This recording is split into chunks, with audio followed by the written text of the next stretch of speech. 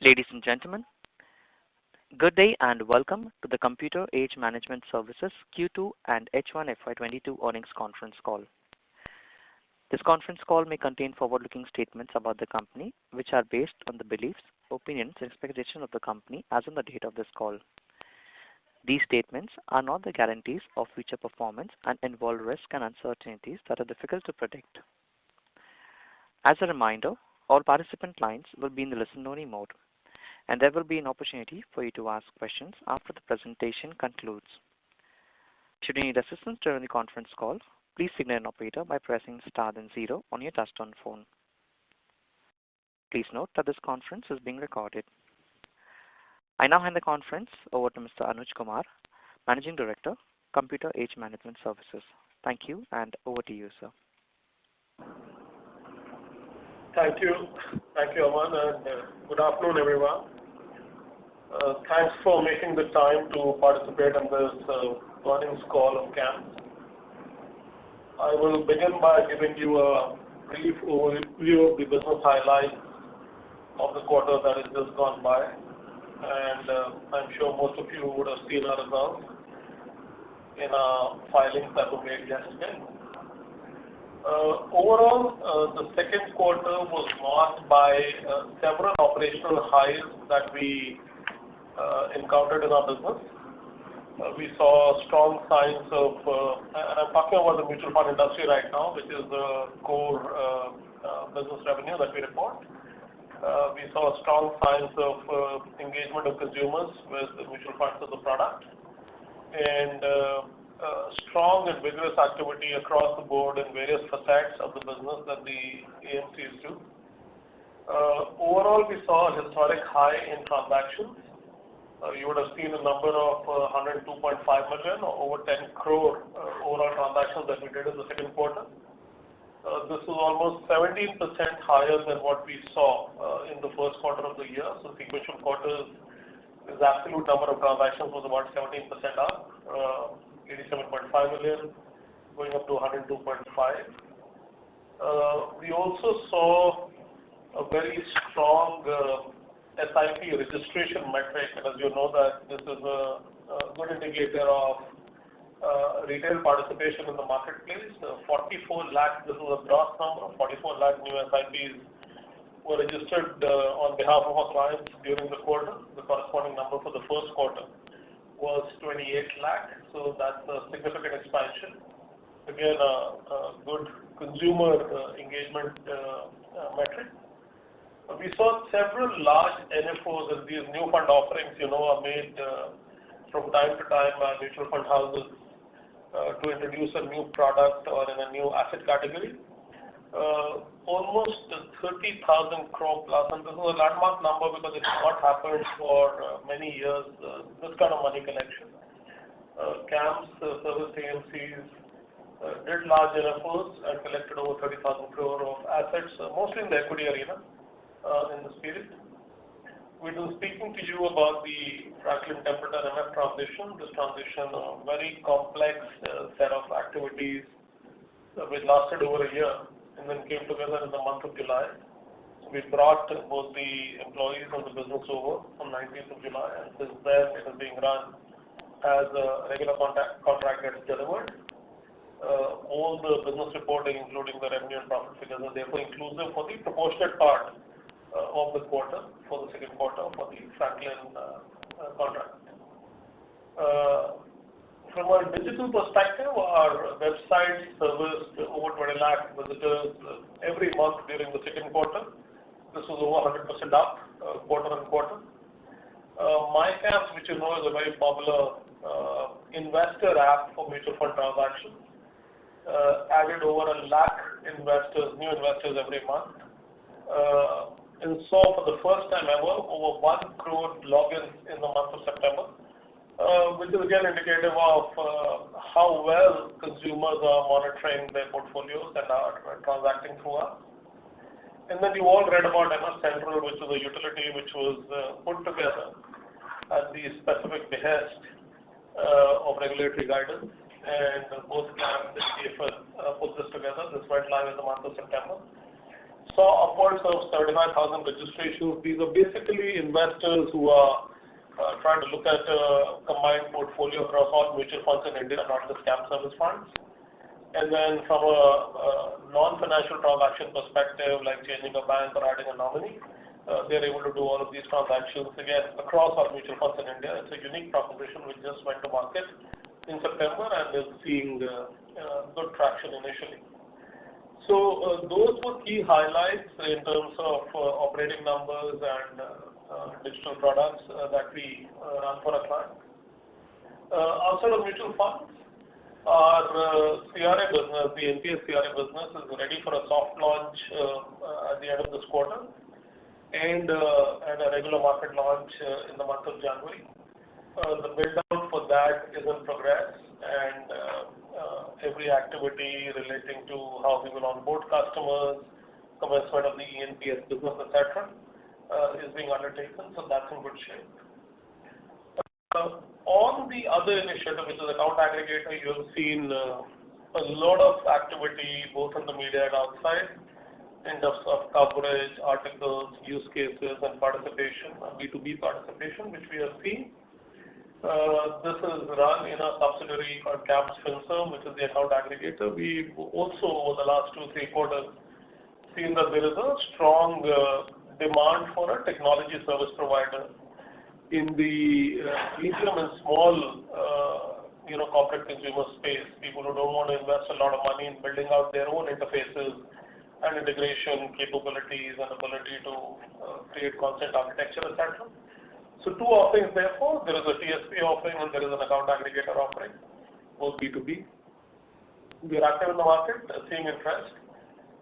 Like we have said, that we are expecting to see revenue this year. We have some signed contracts now.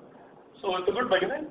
However, from a revenue accretion perspective and reporting anything which is meaningful on the financial results side, it's probably still a couple of quarters away.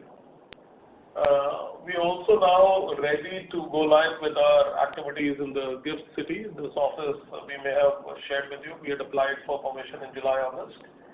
And the office is now ready. We have signed up a couple of clients. And we are expecting that as more of our clients, and this is not about winning new customers, we will of course do that. But within a base of almost 100 unique AIF business houses that we pursue, some of them have applied to the regulator for setting up funds which will operate out of the GIFT City. So initial 2 clients, and we are expecting more signings. Our operations will go live, commercial operations will go live in December. On the AIF PMS side, we had reported and shared with you that we've gone live with CAMS WealthServ, which is a digital onboarding platform for our PMS consumers, completely electronic onboarding platform. We've by now signed up 7 consumers on this, 7 PMS houses. We're now broadening out to AIF. So again, good response from the marketplace initially. It is more a product extension, but in the days of digital, no paper kind of onboarding of consumers, it's a strong engagement tool. And I'm happy to share with you that we now have 7 signings and more to come as we continue pushing ahead in our quest to position this product across the marketplace and sell it in a very persistent way.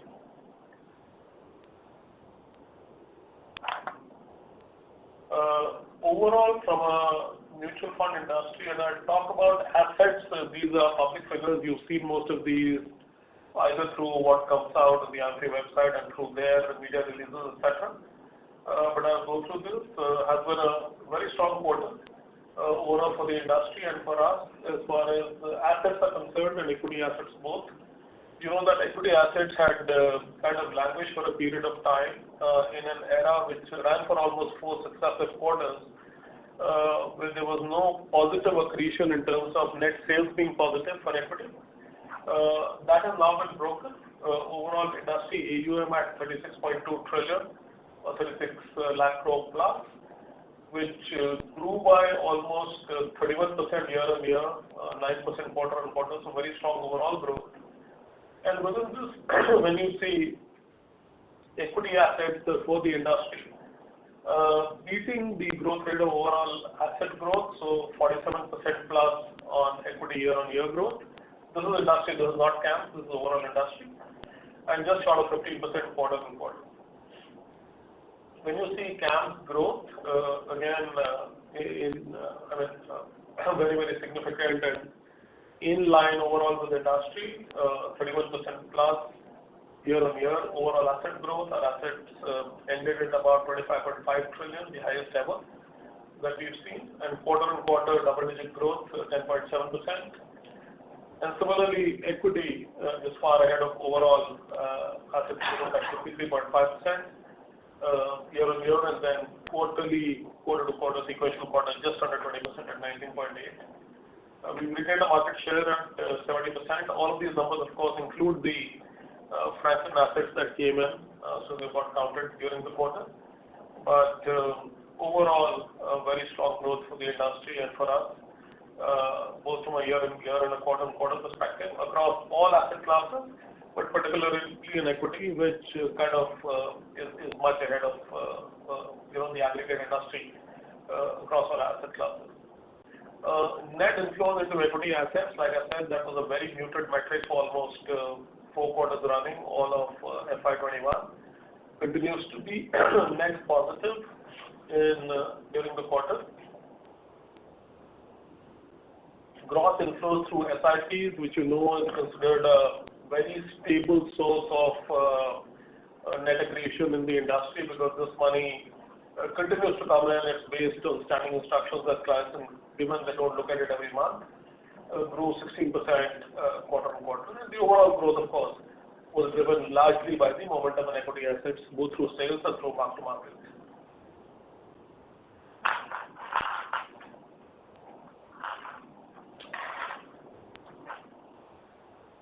I will sum up the operating metrics just for your convenience. Like I said, the transaction volumes at over 10 crores, so 102.5 million, up almost 29% year-on-year. But on a quarter perspective, sequential quarter 17% up. Our overall SIP book, this is the active number of SIPs that we run mostly every month. You can think of this as about 95-96% at a monthly frequency, about 25.9 million, so over 2.5 crore. Again, very similar to the transaction growth, grew 28% year-on-year, or 13% on a quarterly basis.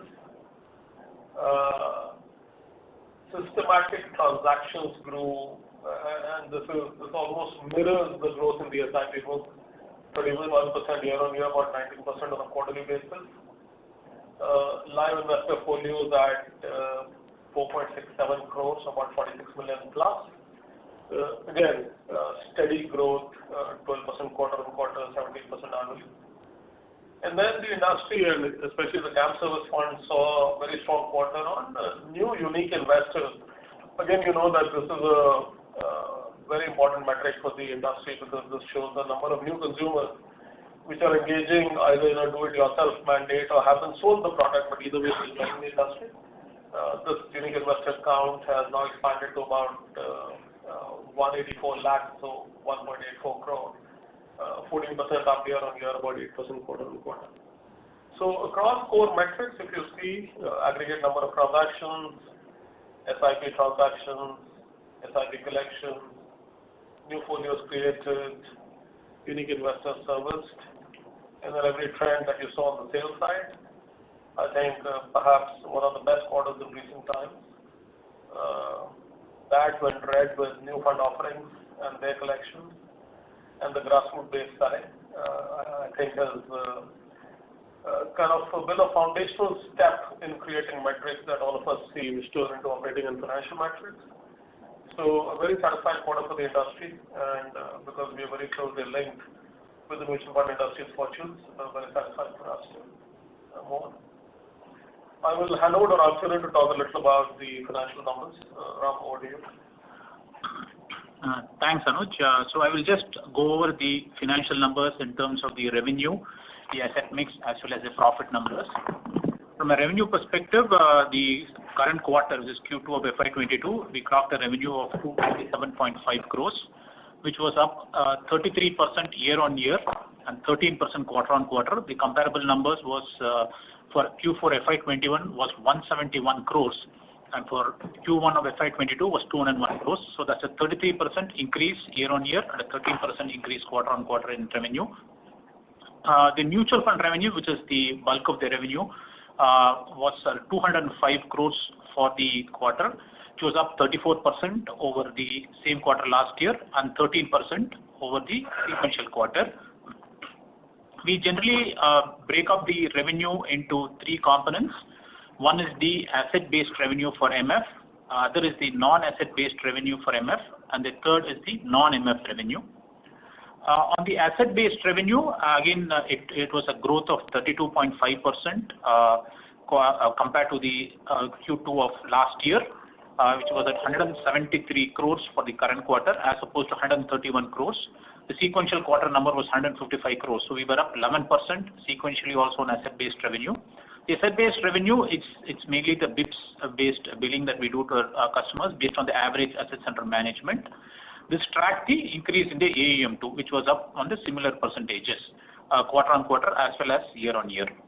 On the non-asset-based revenue, there was some uptick in the current quarter. If you recollect the earlier quarters, we had said that the transaction revenue was muted given the pandemic situation and the localized lockdown that was happening at various places. But the paper transaction revenue, to be precise, actually did come back smartly in the current quarter. So the non-asset-based revenue was up 42% year on year. The number is 32 crores for the current quarter as opposed to 22.5 crores for the same quarter last year. Sequentially, the non-asset-based revenue was up 26%. Again, it's a reflection mainly of the increase in the transaction revenue because paper transactions came back and activity came back to our front offices. On the non-MF revenue, this is basically our AIF payments business repository. We have a software company as well as some amount of KRA revenue. So this was up 24% year on year. The number was 22 crores for the current quarter as opposed to 17.6 crores for the same quarter last year. And sequentially, it was up 11%. The number for the sequential quarter, preceding quarter, was 19.79 crores. This was again on the back of some growth we saw in the AIF business, some recovery that happened in the transaction-based outsourcing business in insurance, as well as some increases in the CAMS KRA and the CAMS payment business. So this is in essence the snapshot of how our revenue panned out in the current quarter. Just take a couple of minutes from a profitability perspective.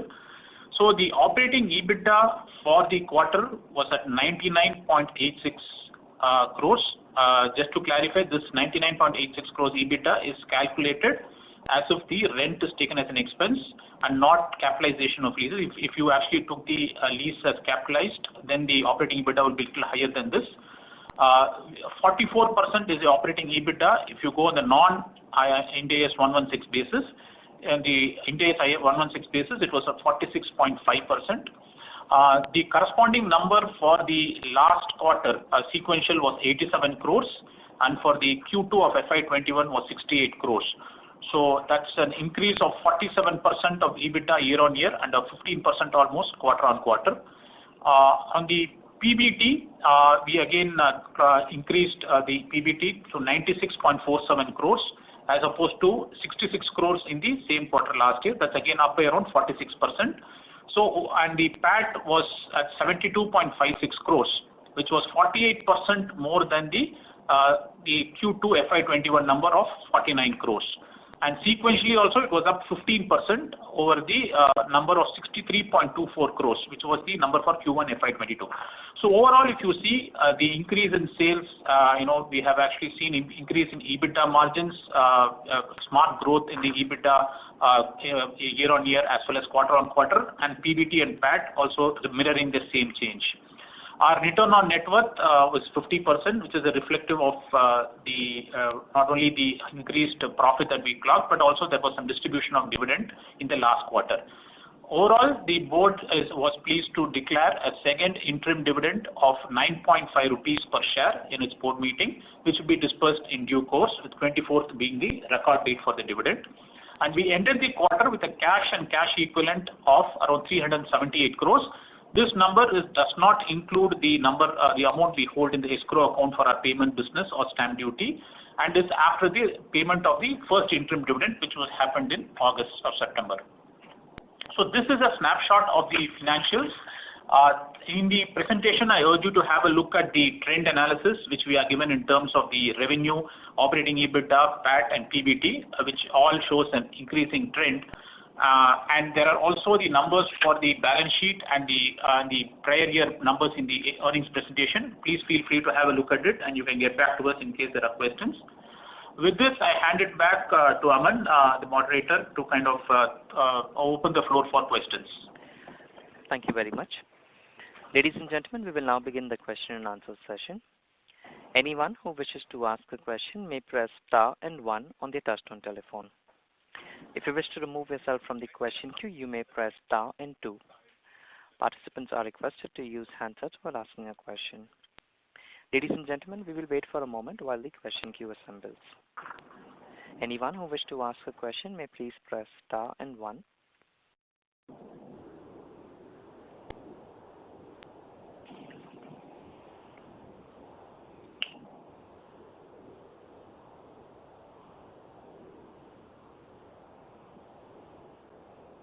First question is on the line of Prayesh Jain from Motilal Oswal. Please go ahead.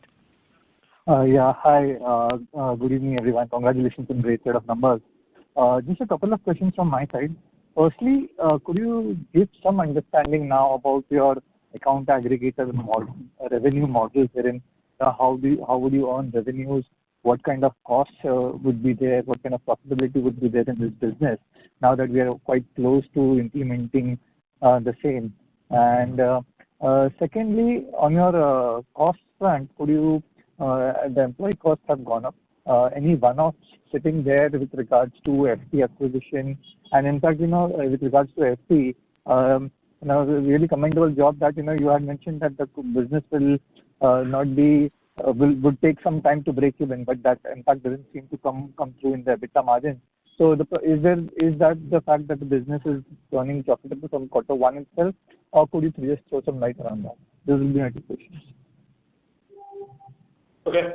So let me talk about account aggregator first. See, initially when the market kind of started getting built almost 5 quarters back, most of the assumption was that there is a pipe through which consents travel and then data travels back from the financial information provider to the user, which is the account aggregator business, and that business will charge the user on a per pull basis as many statements get pulled in that fashion. Over a period of time, what has become clear is that there is also a technology service provider part of the business. That technology service provider is largely meant for medium and small users who find it difficult to have captive technology capabilities to build out a consent architecture and integration capabilities with the AA. So it looks like the business has these two streams which will fetch revenue, the TSP part and the account aggregator part. And both of these are a B2B sell for us. So over a period of time, the account aggregator will sign up contracts with the users, financial information users, and charge them on a per pull basis. The TSP entity will sign contracts with both financial information users and providers, and will largely charge on a annual maintenance contract kind of basis. There could be some charge on a per pull basis also. So those are the two revenue streams. Difficult to say what the partition will be, but looks like TSP will be a larger share of the market than account aggregator. Account aggregator by itself may be a slightly undifferentiated service. That is how it is supposed to build out over a period of time as lending, non-lending, capital markets, insurance, all kinds of entities join in. There would be several hundred entities tied up to this entire overall set of platforms. So that's how this will pan out. While we have contracts which are under implementation right now, it needs very intense selling over a period of time to acquire a substantial enough number. And then billing, etc. will commence in some time. But that's really the overall business model. So I'll take the question. Sorry. Before we move on to the second question, just some more granularity if you could share as to what are the kind of per pull charges that can be levied, and Also on this PSP thing, whether our medium enterprise getting what kind of quantum of contract would be received? And on the cost front, how would this shape up with regards to your existing cost structure? Okay.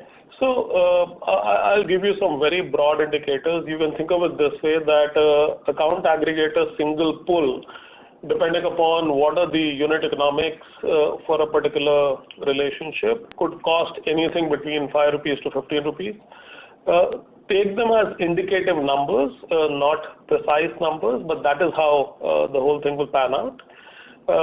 And this will be a very large number of units which will get used, but per unit, that is approximately the range in which this will get priced. A TSP contract, a small size TSP contract on an annual billing basis may bill between 5 to 10 lakh rupees. A slightly larger one may bill between 10 to 15 lakh rupees. So to create any meaningful revenue base, one needs to have maybe about 100 TSP clients, at which size it will start looking meaningful. Account aggregator pulls is a number which will scale significantly. It could be like digital payments, UPI transactions. I mean, you've read about all the stuff that the market is talking about. Anything that we say right now is like speculation, because nothing much has begun in the market. It's early adoption. But from a scale and per unit revenue perspective, think of those as the numbers. That's helpful. On the cost front, anything? Fresh, from a cost front perspective, the main cost that we will incur will be the development of the platform as well as the encryption, decryption layers. So you should think about like any other building out any other platform, which is the software development cost, the developers that we use for that. That will be the major cost that we have, and the cloud hosting cost. So it's not going to be hugely, it's not going to be as substantial as what we spend for AAF or MF platform. But that's about it. You should be able to estimate that in terms of building out a platform. That's it. Yeah, thanks. And the second bit on the employee cost front and the profitability of the FT business. Sure. So yes, from an employee cost perspective, there is no one-off cost, but this was the quarter in which the FT employees got rebadged. So you would see an incremental cost coming into the quarter because of the FT employees. Obviously, corresponding revenue is there, but from a standalone employee cost perspective, the FT employee cost is flowing into the P&L this time, and this actually flows in from the month of July. So it's almost there for the entire quarter, barring a few days. There is, although not one-off, there is the non-cash charge of ESOP that was a plan that was approved by the shareholders in July. So non-cash charge of ESOP that goes into the books. So that's also part of the current quarter employee cost. The ESOP cost for the quarter would be around 6 crores. So that's a non-cash charge that goes into the books. So these are the two components that I could specifically call out, although not one time. From a FT perspective, your question was regarding profitability. Yes, I think the migration has been done successfully. It's business as usual, although there will be some teething problems. We will wait for it to settle down from a financials perspective. Are they breaking even this quarter? They are not. But are they doing better than what we anticipated? Yes, they are. So we will wait. We hold our projection that they will break even before end of year. It could be a few months earlier than that. That's what is our projection. But we are very much on target, or a little better than target in terms of what we expected on the profitability perspective. Thank you so much. Thank you for all this. Thank you. All the best. Thank you. Anyone who wishes to ask a question at this time, they may please press star and 1. The next question is on the line of Kaushik Agarwal from Haitong Securities. Please go ahead. Yeah, hi sir. Thank you for the opportunity. First of all, congratulations on good set of numbers. Sir, I have a couple of questions. So firstly, my question is on the yield part.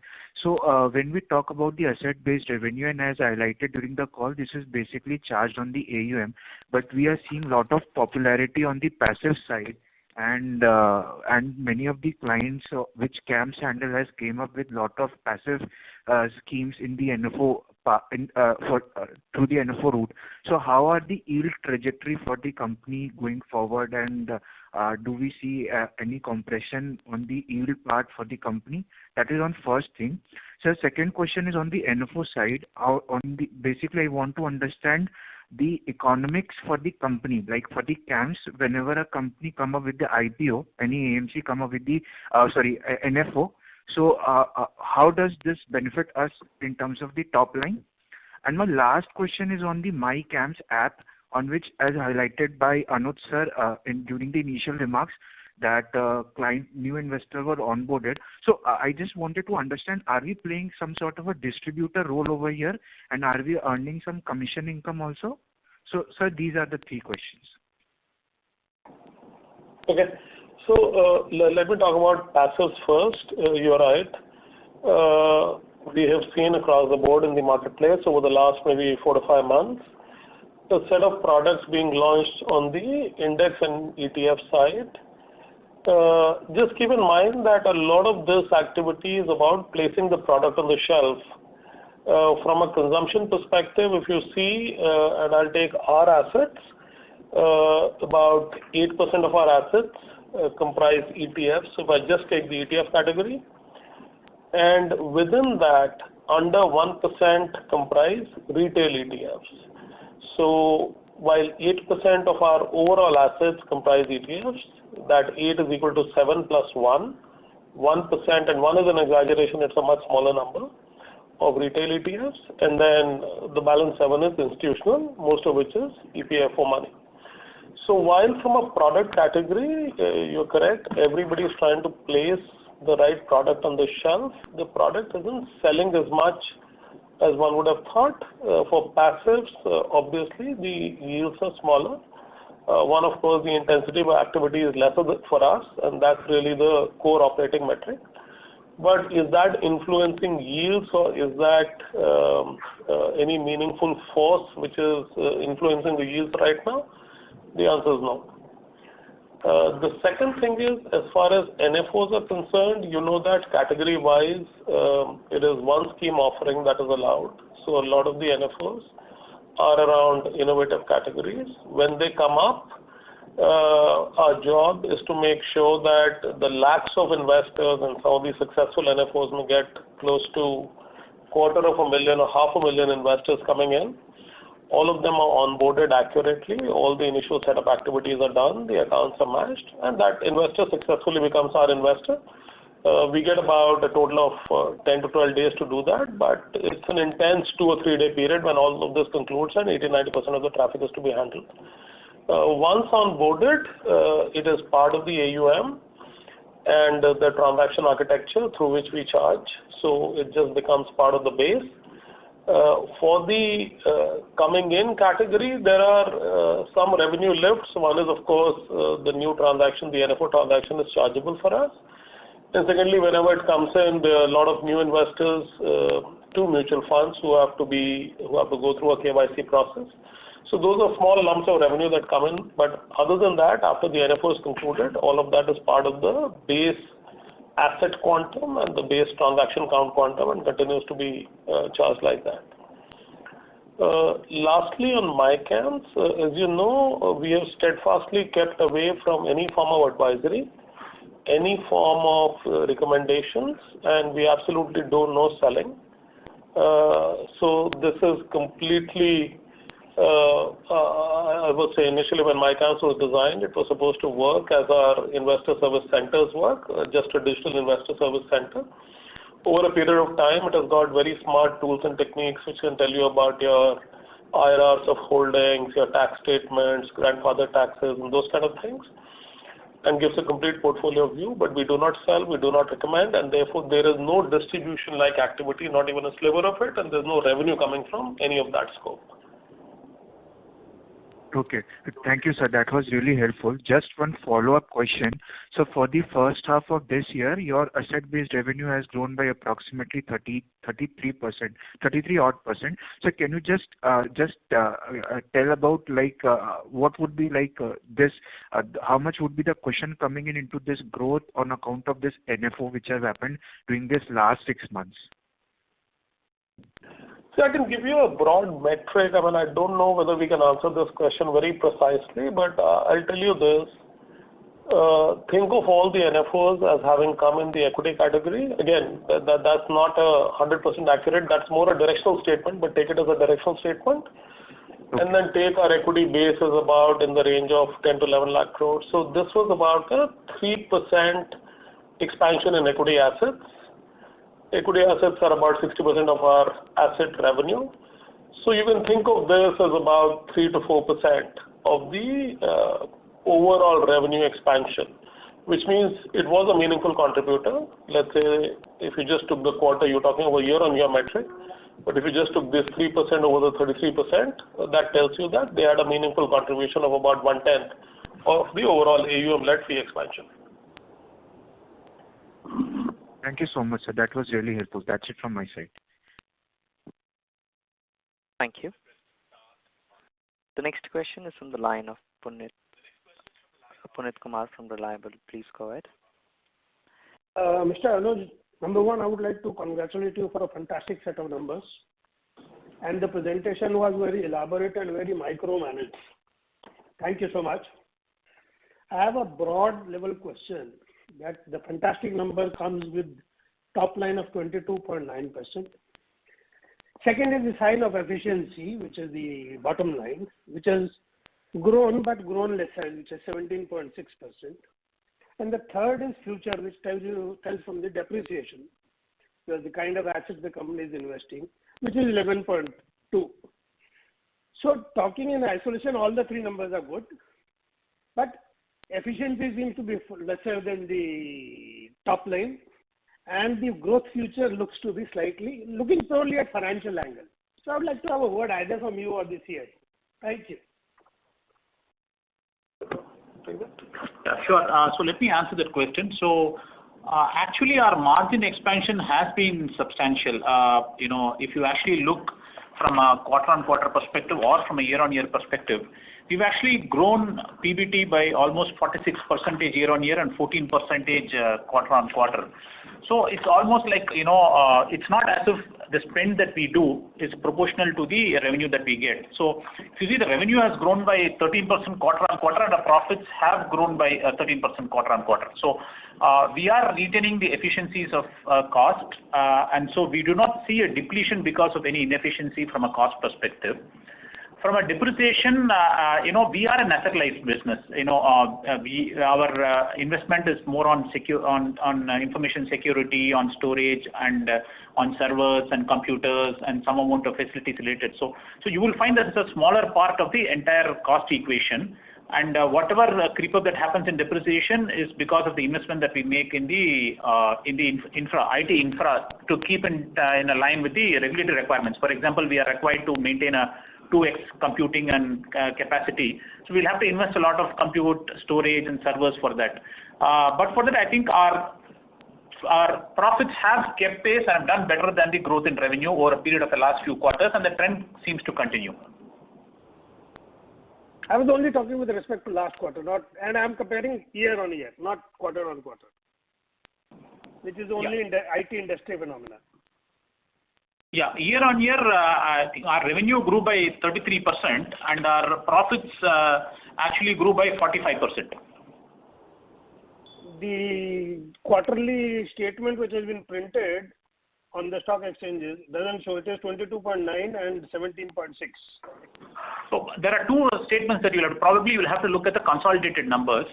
Okay. If you have the consolidated numbers, see, standalone is a function of intercompany dividends and various other things that come in. But from a consolidated perspective, and it's a consolidation of 100% subsidiaries, so everything is within the same group. So there is no leakage as such. So if you see, the profit has actually grown by 46%. Fine. Thank you. Thank you. A reminder to our participants, please press star and 1 if you wish to ask a question. The next question is from the line of Nikhil Agarwal from VT Capital. Please go ahead. Good evening, sir. So I wanted to know more about your CAMSPay. What exactly is it, and what are the revenue potentials going forward, and when will it start generating revenue?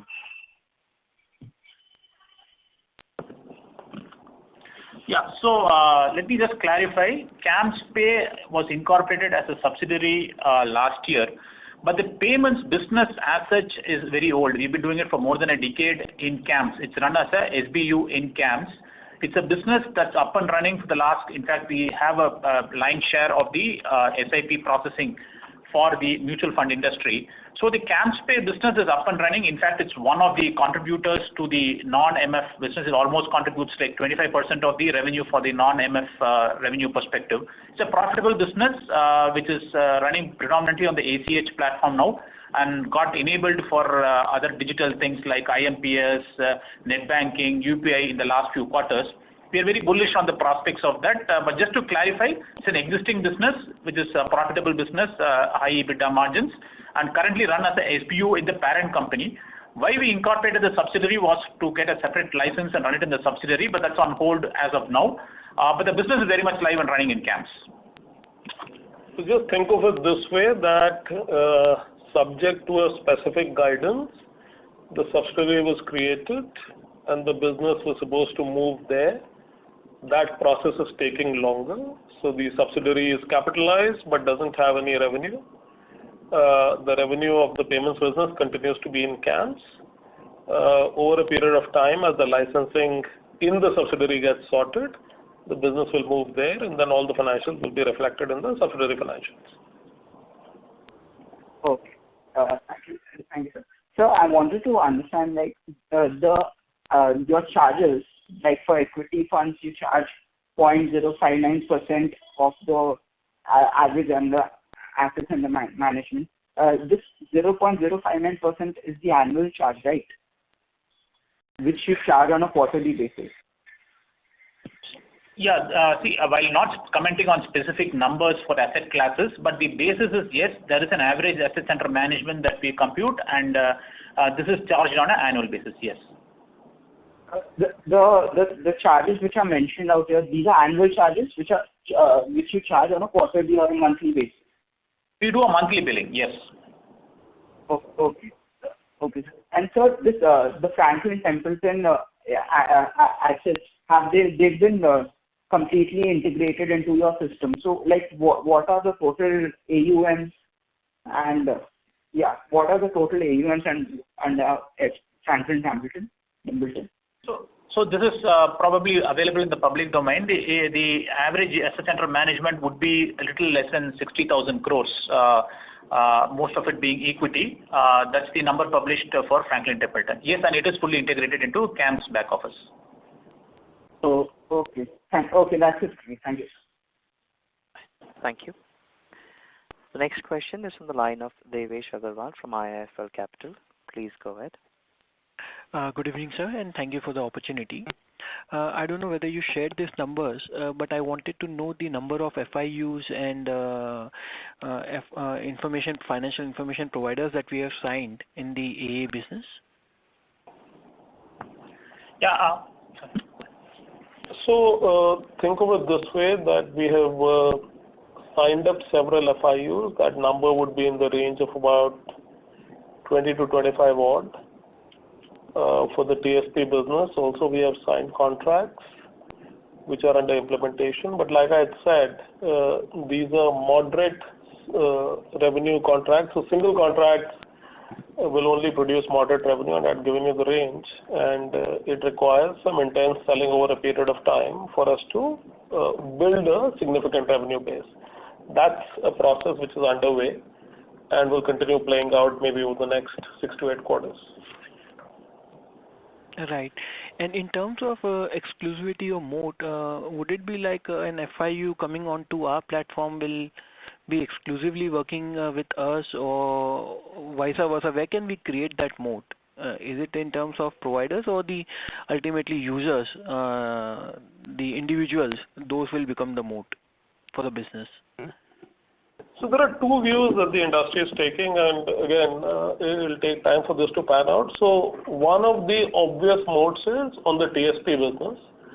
The TSP is one IT provider fully integrating with the user, right? Whether that user is an FIU or an FIP. And that's a moat because once you've integrated, like you've seen in most software-based integrations, it is just tough to rip that relationship. So that's an obvious moat, but that's more of the TSP business. Account aggregator, every financial information user will probably sign up with more than one just to make sure that they have enough DCP and enough load balancing happening. And because sometimes this FIU will be integrated by the TSP and not by the user directly, the FIU by itself will be I think a low exit barrier kind of architecture, which means the TSP is tightly integrated to the user. The FIUs, the AAs are then integrated either to the TSP or the FIU, but everybody is using more than one, and that will be smaller. The third is, which is not played out in the market but may play out, that anybody who's able to position their consumer app widely, and think of a situation where somebody's got a few million downloads on the consumer app, will then have a strong moat in terms of a consumer franchise. Because once that consumer franchise is available, a lot of users may come to that aggregator just for that consumer franchise. But it's early days for that to happen. That will probably play out over a longish period of time. So strong consumer franchise as manifest by a large number of downloads. TSP to an FIU kind of architecture will have large moats, significant deep moats. And then a pure account aggregator will have a moderate exit barrier, but not a very effective one. That's what it looks like right now.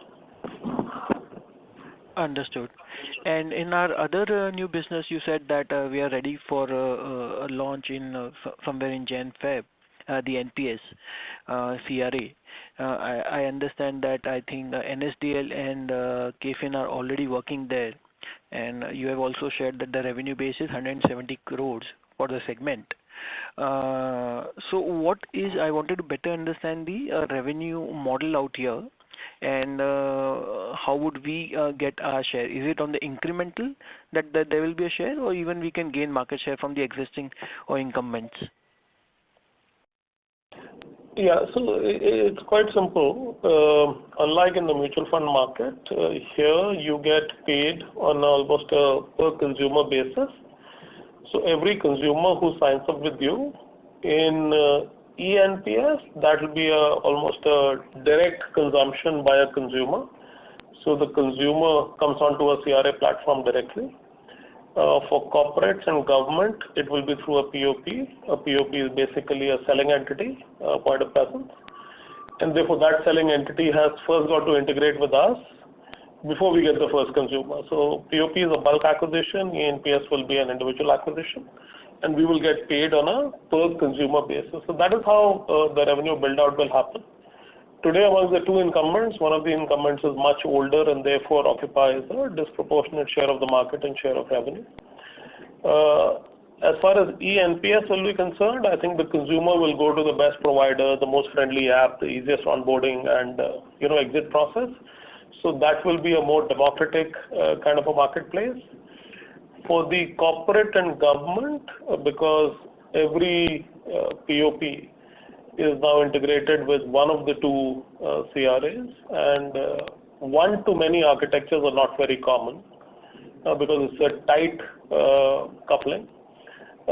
We have to start finding out which of the POPs will be willing to come over to us, either the ones who are getting registered new or the ones who are in the market already. So that's how the market will play out. Displacement in the corporate and government sector will be slightly tougher. eNPS will be a democratic market which will look almost the same for every provider. Will not matter too much whether someone came 15 years back or 5 years back was coming in today. But again, that will be on the incremental, right? The ones who have already been with someone, they may not switch over to a new CRA. They may not switch over, correct. I mean, what the regulator is trying to do is, again, make it democratic, make it portable, so you can move. Technically, the consumer can express his intent to move from one CRA to another. But yes, you're right. I mean, that's like porting, which will not be a very common phenomenon. And what would be the charges here, sir, on a per consumer basis? It's in the range of a few hundred rupees. The pricing is available. In fact, it's public on the PFRDA website. So there are three charges. One is the onboarding, the initial part of it. We get paid per transaction, and then there's an AMC charge that we get. I think this is publicly available in the PFRDA website. Perfect, sir. Thank you so much. Thank you. The next question is from the line of Sahej Mittal from HDFC Securities. Please go ahead. Good evening, sir. Thanks for taking my question and congratulations on a great set of numbers. Sir, my first question is a follow-up. There has been a flush of funds coming in through these NFOs, both on side of passive and say direct equities, long-term equity funds. But what we see is that there has been a sharp rise in distributor commissions in these NFOs. So I know that our revenue contracts with the AMCs are a broad level contracts, but are we seeing any compression or say pressure in terms of pricing with these AMCs? Are there any negotiations happening because some of these NFOs were very large in their size? That would be my first question. And second is sort of on the staff cost side. I understand that our business is highly scalable business. So why is there a need to rebatch the employees from FT side? Why? So just to understand that what sort of AUM will we be able to handle with the current employee base? So those were my two questions. Yeah. Sure.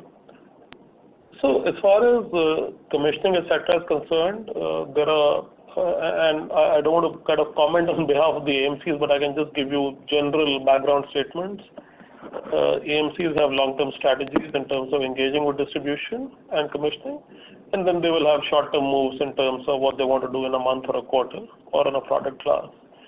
Our fees are not, well, in a general way, you can say that AMCs have to manage expenses in a certain way, but I don't think that they are linked so closely or so tightly with what happens in one NFO or what happens in a quarter. So no, right now we are not seeing any direct correlation of any kind with our yields and with what the AMCs choose to spend if they've chosen to spend more. That's part one.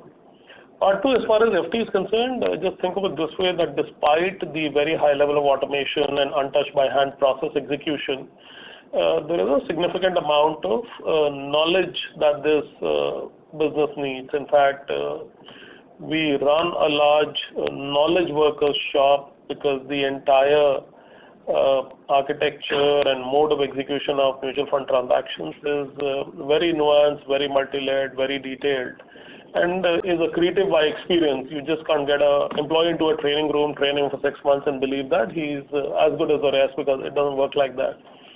So when the FT contract was up, obviously we were also interested in taking over the employees. And as far as FT was concerned, they are a very employee-centric organization, and they wanted uniformly positive rub-offs on the business in every which way, and they couldn't think of a better way than to ask us to take over the employees. So that's how the whole deal got structured.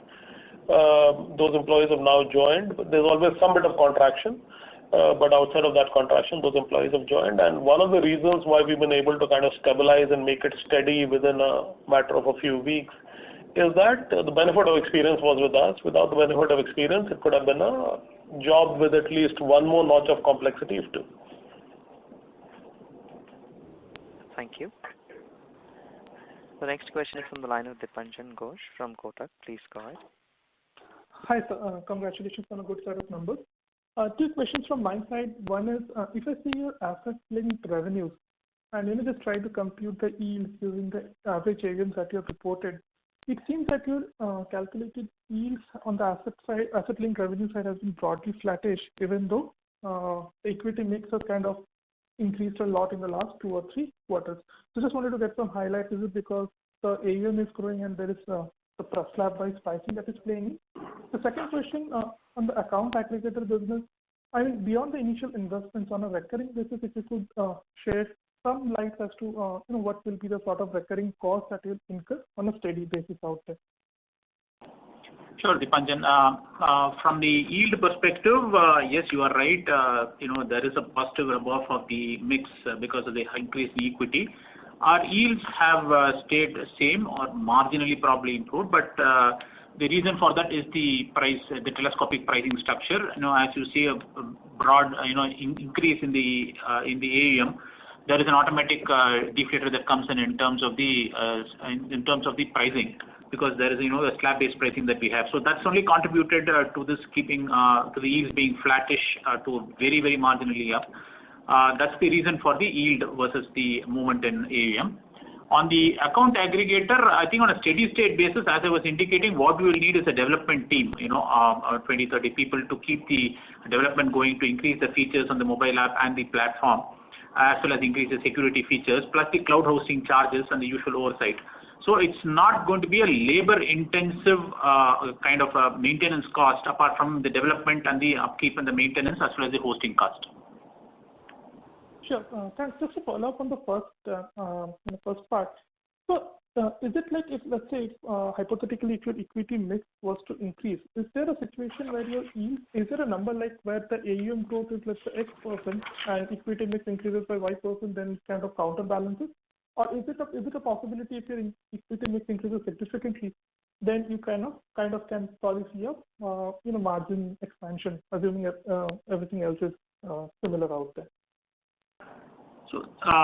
So broadly, what we are seeing and what we have seen in the past is that there will be a depletion in the yields when there is an increase in the AUM, and we don't see that reversing.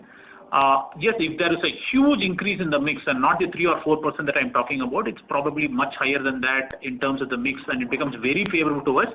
You could come across a situation where the yield is not flattish or depleting.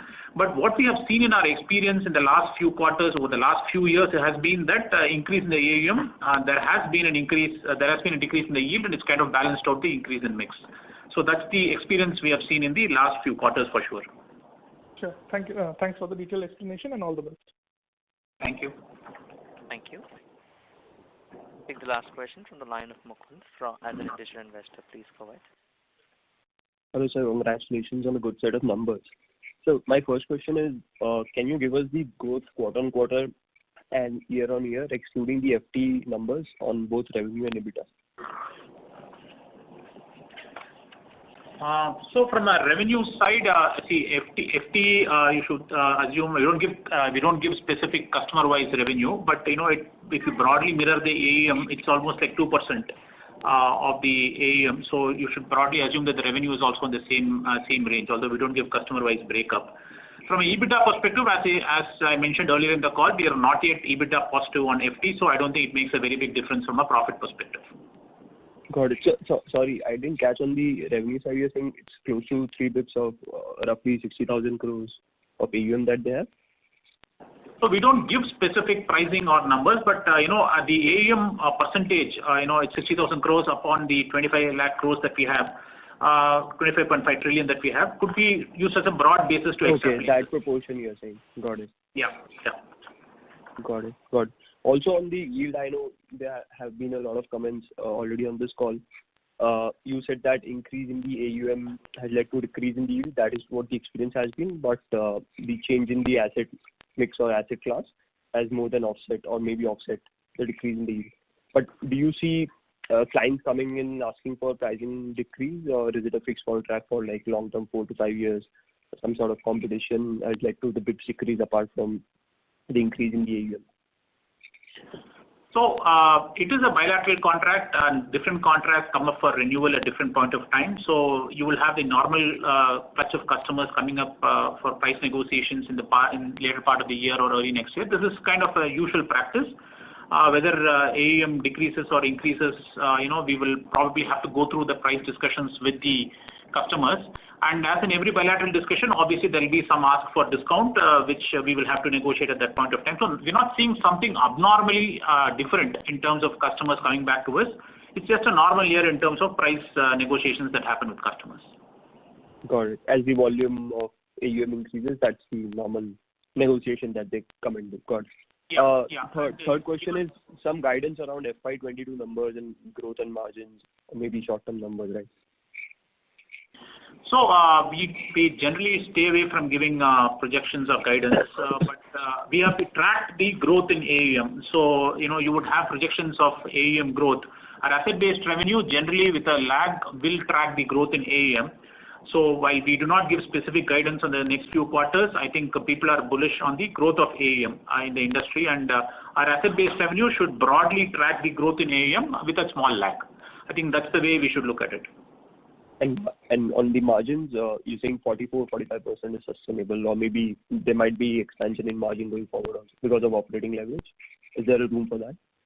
So operating, while your point is right in terms of operating leverage, but what we have seen is that we continue to invest in resources and in capex and in various other things. For example, the NFOs that you came, we saw the revenue part of it.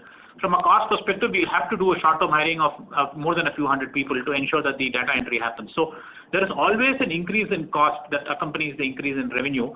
So while there is theoretical operating leverage available, the wage expansion because of either the salary increment that we have or because of the people that we need to get in for the volume increase or for the talent that we invest, all those things will suppress this to a large extent. So we do not see the EBITDA margins growing very high. We would assume that in a growth phase that we are seeing in a cycle like this, more than 40 is probably to be expected. But our long-term normal has been between 35 and 40. Got it. That's helpful. Thanks a lot, sir. Thank you. Thank you. Ladies and gentlemen, that would be our last question for today. I now hand the conference over to Mr. Ramcharan, CFO, for closing comments. Thank you, and over to you, sir. Thank you, Aman, and thanks to all the participants for spending time with us on this earnings call. It was a pleasure interacting with you. As usual, if you have any further questions, please do reach out to the company either through its website or to Mr. Anish Sablani, who is our IR head, or through Orient Capital, who are our IR agencies. And we'll be happy to answer any questions that you may have. Please continue to be engaged with us. Thanks so much. Thank you very much. Thank you. Thanks, everyone. Thank you. Thank you. Ladies and gentlemen, on behalf of Computer Age Management Services, that concludes this call. Thank you all for joining us, and you may now disconnect your line.